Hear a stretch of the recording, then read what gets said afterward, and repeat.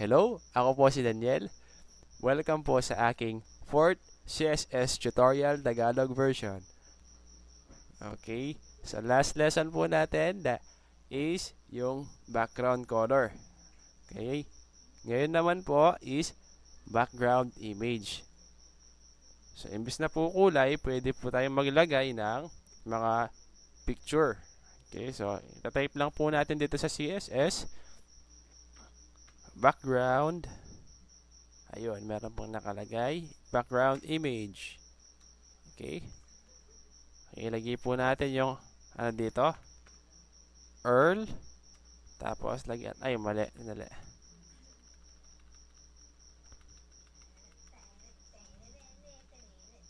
Yan. Okay, lagay po natin yung URL niya, yung or location ng image. Okay, so maghanap po tayo ng image dun sa, okay, ito pong beer, for example. Okay, so kailangan po itong beer na to nasa location din siya ng CSS. Okay, pero pwede rin po natin gamitin yung outside the folder technique. Nasaan na siya? Nawala. Ito. So, tawag doon beer.jpg. Okay. So, lalabas po tayo ng folder. Yan. Okay. Comma. Save.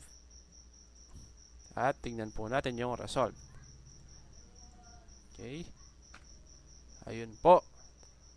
Papansin nyo po, meron na po tayong background image. So, yan.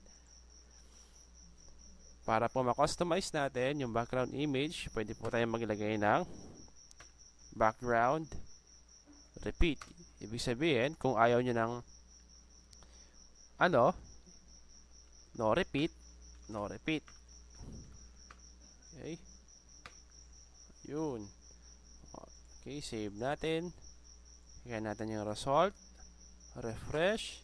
Ayun, isa na lang siya. Ibig sabihin, hindi siya nag-repeat. Next. Pwede ring repeat.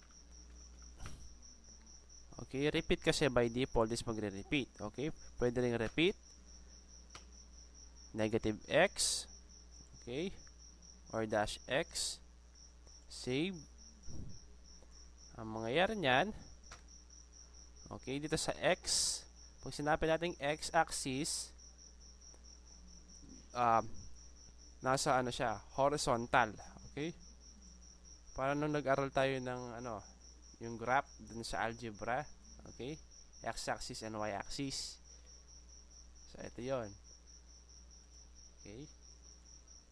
Next naman is yung Y. Okay? Save. So, sa palagay ko, alam nyo na yung mangyayari dito. Okay, patayo naman siya. Diba?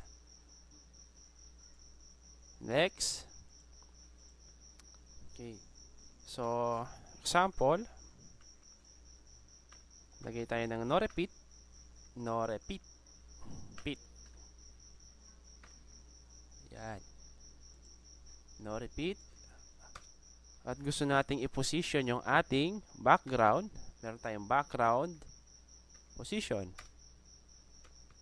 Ang ilagay lang natin dito is, for example, gaano siya kalayo from left. For example, 100 pixels. At gaano siya kalayo from top. Okay? Example, 300 pixel from top. So, ibig sabihin ng una is gaano siya kalayo from left. At ito naman, gaano siya kalayo from the top. Okay, so save natin. Tingnan natin. So, wala siyang repeat. Ayun. Dito from the left, 100 pixel from the left. Okay, from the top naman is 300 pixel. Okay, so pwede rin natin gawin ito. 50%, ibig sabihin ng 50%, 50% of the size.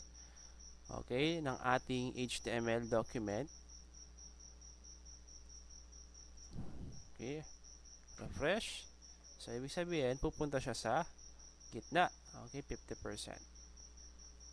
So, kahit na anong resize mo pa dyan, sasama siya dahil nasa 50% siya. Okay? So, tandaan lang. Okay. So, try natin ito. 50% din. Okay? 50%.